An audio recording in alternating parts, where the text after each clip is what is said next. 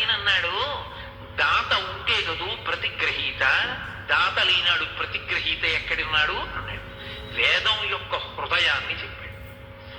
కన్యాదాత గొప్పవాడా, ఆడపిల్లని ఇంటికి తెచ్చుకుంటున్నవాడు, కోడలిగా తెచ్చుకుంటున్నవాడు గొప్పవాడా? ఆడపిల్లని ఇచ్చేవాడు లేని నాడు నువ్వు ఎవరిని కోడలిగా తెచ్చుకుంటావు?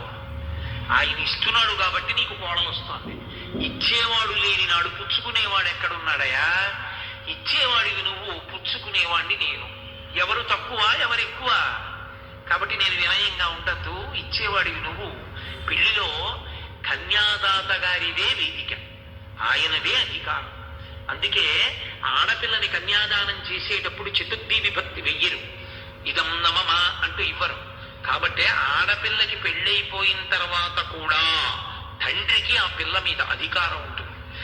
నా ఇంట ఉత్సవం జరుగుతోంది, పిల్లని పంపు అంటే నేను పంపను అనే అధికారం అల్లుడికి లేదు శాస్త్రీయ.